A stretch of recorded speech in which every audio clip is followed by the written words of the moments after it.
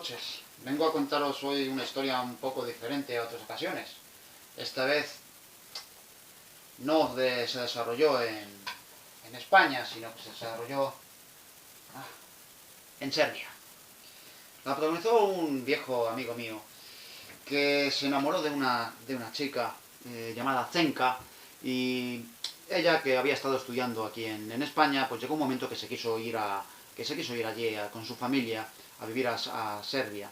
Ellos vivían en un pueblo apartado, en las montañas, un pueblo que no estaba cercano a las grandes urbes. Ellos no estaban acostumbrados a las grandes urbes, eran gente rural y tradicional. Ni siquiera vivían en un núcleo de pueblo, sino que la casa estaba aislada. Tenía otras casitas o poblaciones cercanas, más o menos, eran muy pequeñas, eran casi como aldeas, pero ellos vivían como en mitad del campo. Vivía la familia, era casi como un clan. Vivían los abuelos, los hijos de aquellos abuelos, los nietos de los abuelos, las nueras, los yernos, vivían como varias generaciones, varios grupos. Mi amigo, que había ido allí y sabía algo de serbio, él preguntó por esa familia, preguntó exactamente por si allí conocían a Zenka, que era el nombre de ella, y que quería ir a verla y quería saber más o menos cómo llegar. No se podía llegar fácilmente, entonces no había tampoco medios de transporte que llegasen a la zona donde ellos estaban. Más o menos podía llegar a un pueblecito, a una aldea, pero no era fácil. Entonces él tuvo que preguntar, y al final, después de varias negativas de varias personas que no querían ir hasta esa zona, porque estaba más o menos aislada, encontró una persona que sí le podía llevar en su coche particular, pero le dijo que debía llevar un crucifijo, y le regaló un crucifijo. Le regaló un crucifijo de madera para llegar a aquel lugar, porque era un lugar lleno de supersticiones. Era un lugar que se decía que habían vivido allí varias generaciones de vampiros, ¿no? Era un lugar famoso en esa zona porque desde la época del Imperio Turco, ya sabéis que Serbia, Croacia, Montenegro, todos estos sitios habían sido del Imperio Turco allá en el siglo XIX y en el comienzo del siglo XX, hasta la Primera Guerra Mundial. Pues todas esas zonas que estaban allí en este asunto habían sido con leyendas de vampiros desde esa época del Imperio Turco. Y eran vampiros, que no sé si lo sabéis, pero allí en la zona de Serbia no es exactamente como en el resto de Europa. No son los vampiros exactamente iguales. En la tradición serbia pues decía que los vampiros solían buscar la sangre o alimentarse de aquellos vivos que eran su familia o iban a formar parte de su familia. No es como en el resto de Europa, donde los vampiros se alimentan de los vivos independientemente de que sean de su familia o no, independiente. Por ejemplo, la zona famosa de Rumanía, ¿no? donde está el famoso Drácula, que también combatió a los turcos allá en el siglo XV y XVI, pero no estamos hablando de esa zona. Estamos hablando de Serbia, donde los vampiros de allí pues parece ser que se alimentaban de familiares. Sea como sea, la persona que le llevó le estuvo comentando el asunto del crucifijo y el asunto de aquellos vampiros, ¿no? de cómo era esa zona. Él no sabía que en Serbia había esa tradición vampírica también. Él sabía que había una tradición vampírica en el este de Europa, pero no exactamente que en Serbia pues hubiese también ese arraigo en el mundo más rural, en el mundo más tradicional. Sea como sea, para él era algo pictórico. No había nada más. Él disfrutaba de un paisaje de montañas verdes, bastante frescas por otra parte, porque como estaba en otoño, algo de lluvia, bruma quizá. Él disfrutaba de aquel paisaje, que todavía un paisaje bastante natural para lo que había visto en el resto de Europa, ¿no? Que estamos más acostumbrados a carreteras, vías de tren por todas partes, líneas eléctricas tendidos, en fin, lo que sea. Llegó a la casa más o menos al anochecer, y se encontró que la familia de Zenka pues era una familia muy apesadumbrada, eran muy melancólicos, muy tristes. Le sorprendió mucho el rostro de todos ellos, siempre como en tristeza, ¿no? Desde el primer minuto que llegó, todos estaban como en tristeza. y el que tomaba la palabra siempre era el hermano mayor de Zenca, que era el que ejercía prácticamente de cabeza de familia, entendido que era como el jefe de la familia de todos, hablaba por todos ellos. Estaban preocupados porque el abuelo, que realmente sería el cabeza de la familia de todos, pero el abuelo en ese momento estaba dispuesto a salir al bosque y había cogido una escopeta que tenían ellos en el salón. Justo ese momento en el que llegó mi amigo a la casa, y tenían como una especie de discusión un tanto extraña, porque hablaban como muy relajados, como muy lentos, como con una tristeza profunda, arrastrada, pero era una discusión porque no querían que el abuelo se fuese por los montes a buscar, según él, a un criminal que se había ocultado en los bosques esos días. Estaba siendo noticia en la prensa serbia del momento que había un criminal en la zona que se dedicaba a matar hasta desangrar a sus víctimas, ¿no? Las degollaba y las dejaba sangrando por horas, con una crueldad tremenda, y morían de esa forma. A veces pues les cortaba algún miembro y los introducía en sus tripas, era una cosa horrible. Entonces había determinadas personas que se unían a partidas un tanto ilícitas para ir a dar caza o a dar cuentas de dónde podía estar y decirlo a las autoridades. El abuelo quiso darle caza directamente a él, y que se llevó su escopeta, y a pesar de la discusión que tenía con la familia, se fue con la escopeta. Nada más llegaba él a la casa. Eso sí, el abuelo dijo que si en 10 días no había vuelto, y lo hacía después, que no le abrieran, porque la persona que llegase después de esos 10 días, aunque fuese él, no iba a ser él.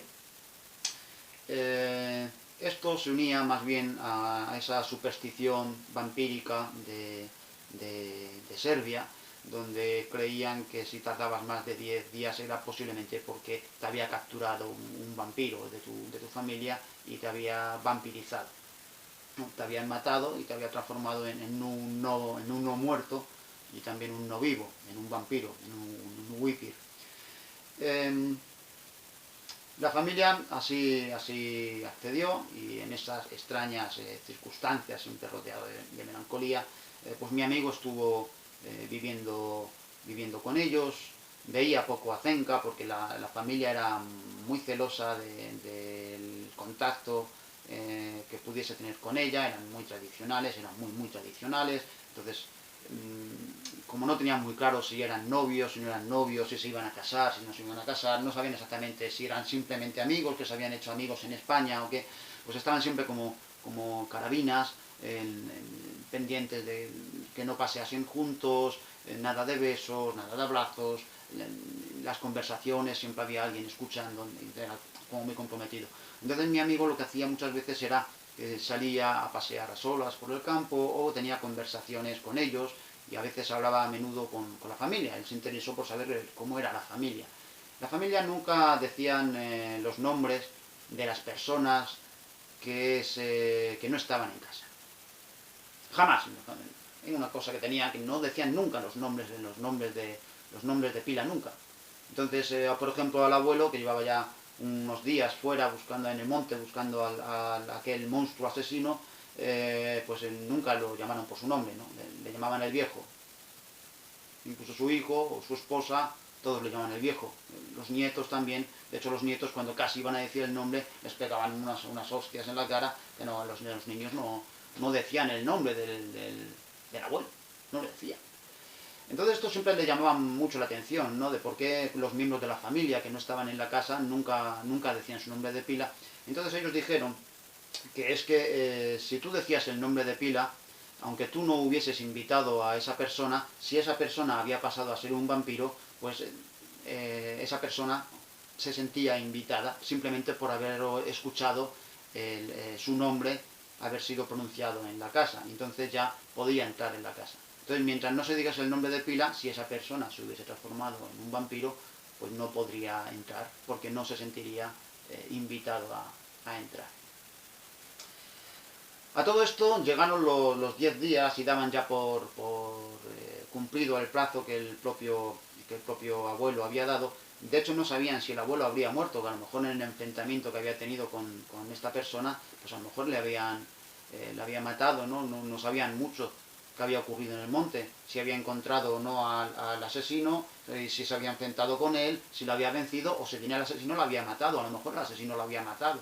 Sea como sea, casi al final del día, el abuelo apareció. A lo lejos, mientras estaba anocheciendo, su figura se iba acercando a la casa y lo vio el nieto, uno de los dos nietos que tenían, el nieto más pequeño, le vio que se estaba acercando y dijo, el abuelo, ¿no? Y justo iba el nieto a abrirle la puerta cuando su padre le cerró de golpe esa puerta y le dijo al abuelo, nada más llegar, tú no entras en esta casa. Y el abuelo dijo, oye, yo soy yo, y he vuelto. Y dice, sí, pero has vuelto a los 10 días. El abuelo le dijo, pues, he vuelto a los 10 días, estoy dentro del plazo. Estoy vivo, ¿no me ves aquí? Sí, pero no sé quién eres tú. Entonces el abuelo dice, yo soy yo. Y le dice, yo soy yo. Y dice, ¿y cómo has vuelto? ¿Has cogido al asesino? Dijo, sí, le he atrapado, mira la prueba, ¿no? Y sacó una bolsa con unas pertenencias que nunca llegaron a abrir, o al menos no llegaron a abrir del todo, eran unas pertenencias abultadas, en bulto redondo, más bien extrañas, era como una saca. Bueno, sea como sea, no le dejaron entrar. En todo caso le dejaron dormir en un pequeño establo, que ya no era establo desde hacía muchos años.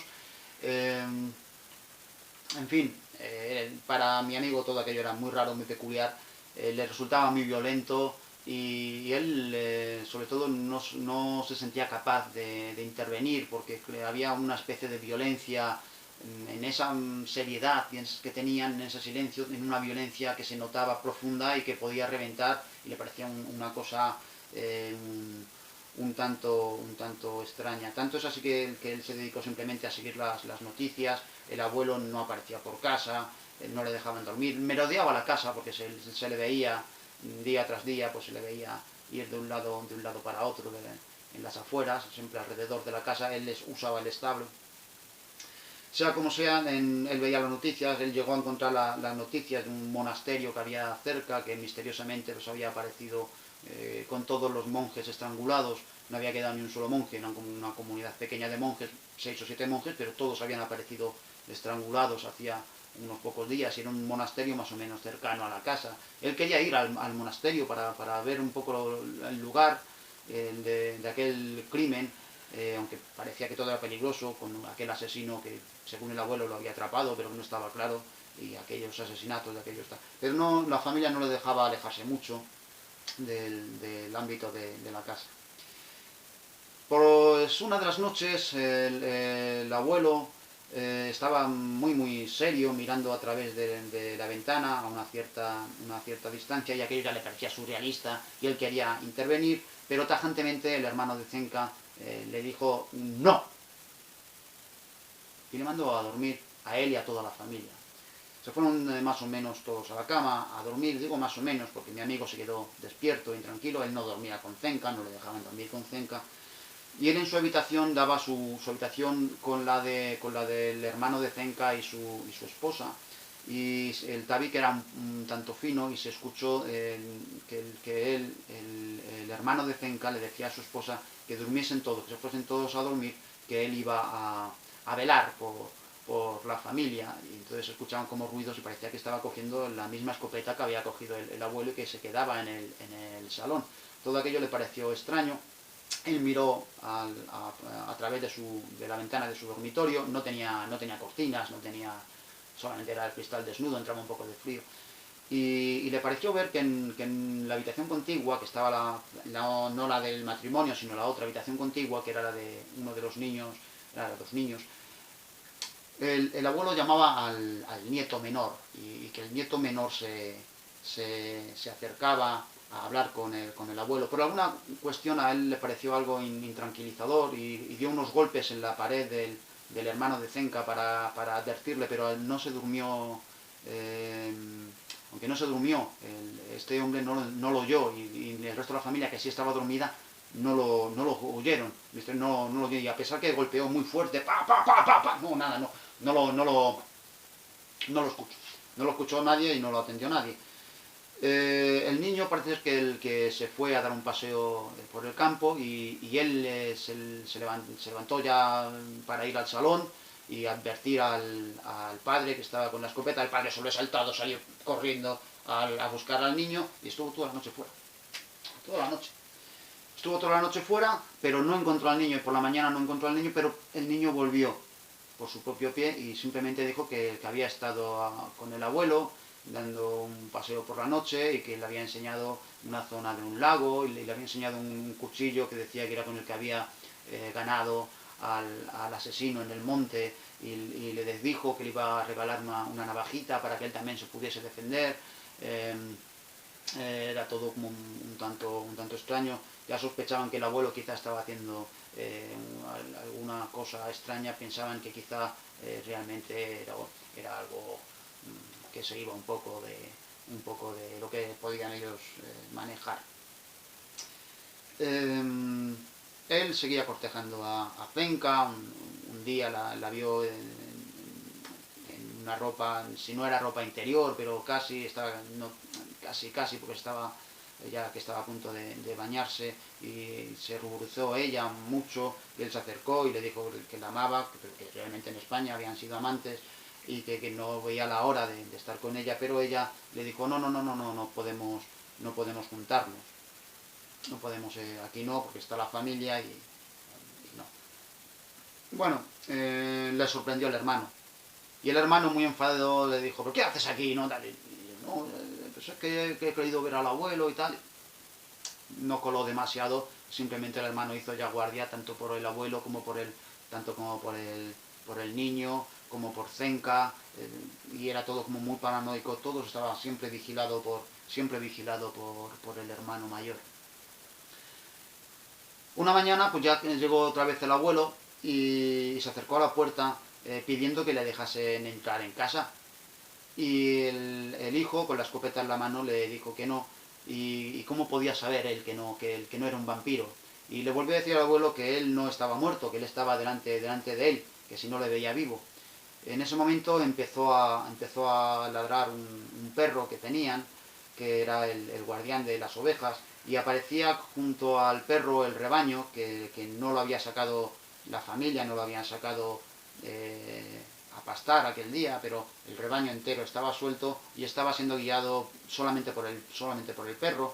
Y el perro se acercaba ladrando a distancia al abuelo con mucha violencia. Entonces le dijo el hermano de Zenka, ¿y entonces por qué te ladra el perro? ¿No? Y entonces, pues es porque lo tienes que matar, le decía el abuelo.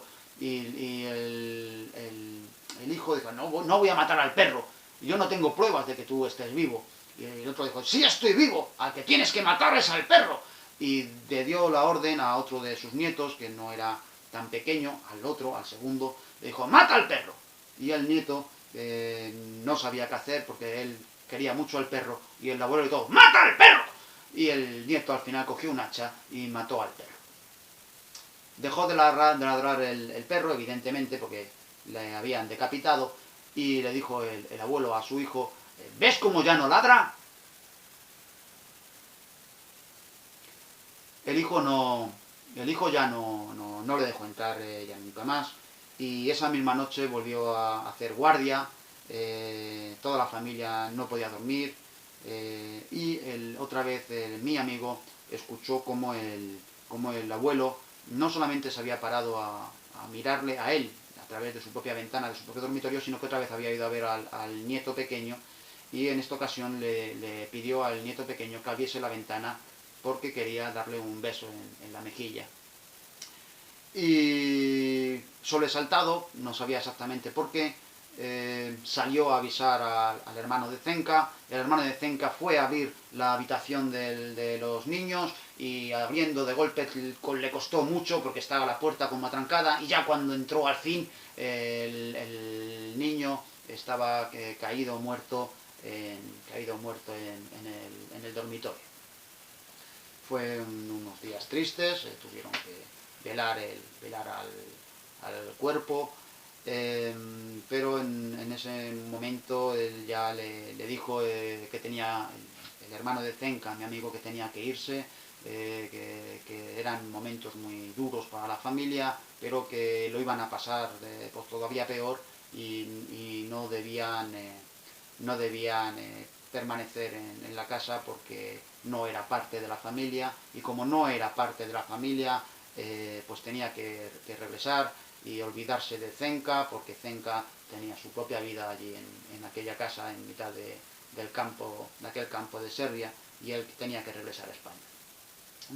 Mi amigo, que ya tenía mucho de todo aquello y muy saturado, a pesar de que él amaba profundamente a Zenka y deseaba más que nunca llevarse a Zenka con él, intentó ver a Zenka y la abrazó con toda su fuerza y con ese amor que se tienen los amantes más apasionados. Le expresó que tenía que irse con ella a España. Zenka le dijo que no, y que además tenía que soltarle, que ella tenía que quedarse con la familia, y él le contestó que él ya no era de este mundo, que él ya era de ella. Ella le dijo que no podía ser, y entonces hubo un gran desplante, una cierta pelea, y al final él, pues a la mañana siguiente, pues decidió irse, que es lo que toca cuando te invitan a irte, y más en esos momentos tan trágicos y con esa negativa rotunda de ella.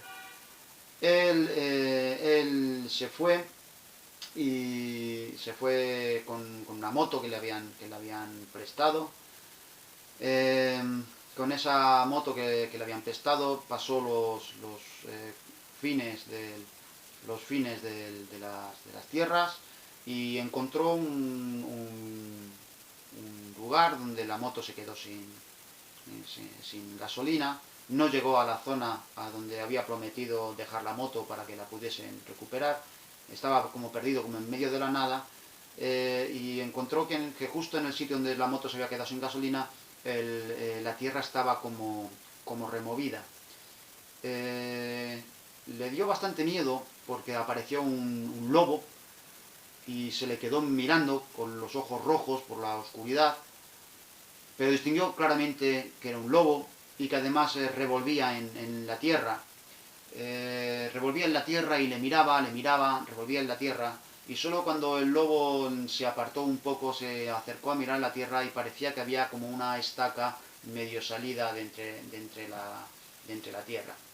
Se acercó a la tierra movida, tocó la estaca, y a poco que la tocó se desprendió un poco de la tierra que ya de por sí había removido el lobo, y era el abuelo muerto con una estaca clavada en mitad del pecho. Horrorizado por todo esto, él se fue a buscar un pueblo, se fue con la moto sin gasolina, la fue arrastrando, y se fue buscando ahí al pueblo. Encontró un pueblo donde llegó a estar hasta 2-3 días. Le dijeron que aquella familia era una familia maldita, y hubo un hombre que le quiso enseñar el monasterio que días atrás él quería haber visto, en donde habían asesinado a los monjes, y ese mismo hombre le contó una semana después que toda la familia había muerto, menos Zenka.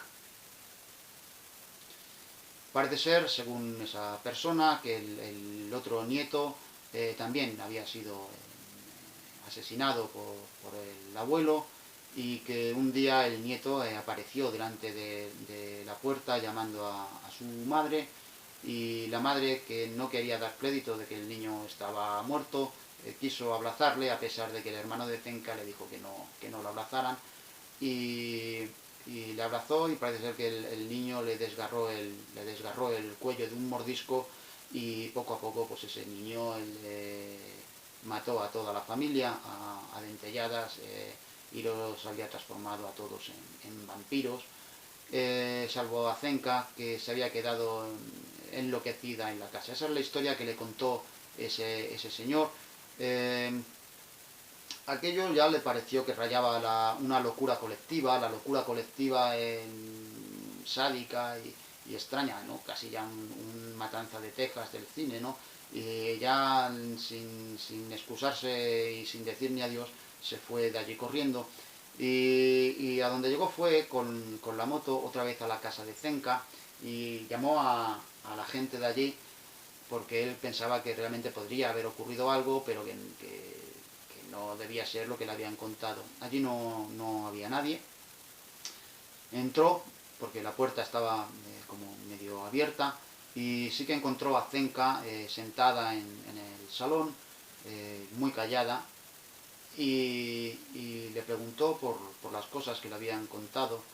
Y Zenka le dijo que él, la última vez que se había ido, le había dicho que él era de ella y ya no era más de ningún otro mundo, no era más de nadie, solamente era de ella, y si eso seguía siendo así.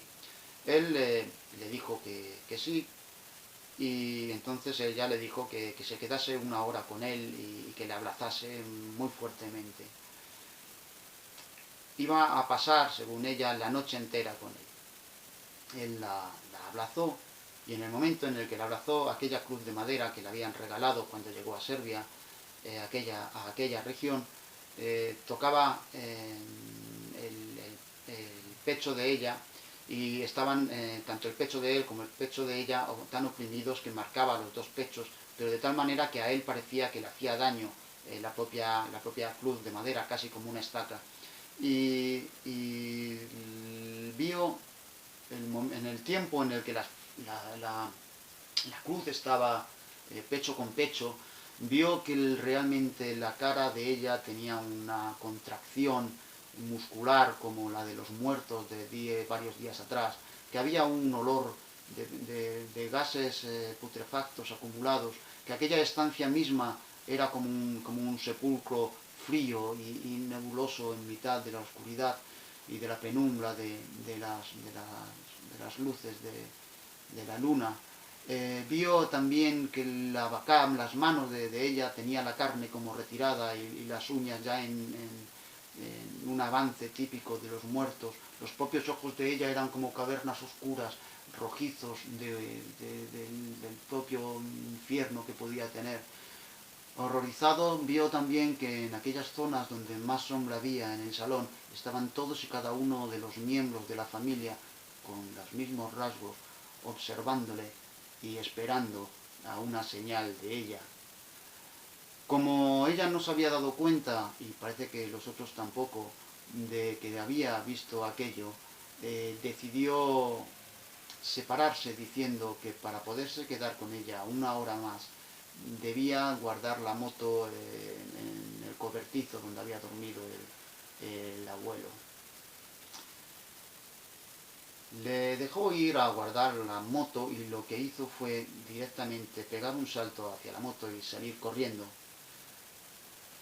Dice que hubo como un gran tumulto que le perseguía como una caballería ligera al estilo de las grandes cargas de los ejércitos del siglo XIX, como miles y miles de caballos, de soldados con sus espuelas y sus sables desenvainados a grito unísono, y en un tacatac, tacatac, tacatac, tacatac, tacatac se aproximaban como un huracán, y como ella había saltado a la parte de atrás de la moto y le intentaba desgarrar el cuello sin que lo lograse, y como la nuera de ella le lanzaba a uno de los nietos y se lo lanzaba a él para destrozarle también el cuello, y lo que lo estaba destrozando era el cuadro de mandos de la moto, y como la moto derrapaba y en ese derrape cayó y no supo más de lo que había ocurrido, porque simplemente se despertó a la mañana siguiente con la moto golpeada como por un accidente de haberse caído por la cuneta, y él en la cuneta pues como de haber derrapado, simplemente con la cabeza magullada y sanguinolenta de un golpe y de nada más. Regresó a España y no habló de esto con nadie más hasta que me lo contó a mí, mientras que de Serbia llegaban historias de una joven mujer que vivía en una casa donde se habían encontrado toda la familia muerta y la cabeza cortada de un asesino en serie que había desaparecido en los bosques cercanos a aquella casa. Esto ha sido La familia Babarok de Alexei Tolstoy, en 1863, adaptado por Daniel Serrano Canich.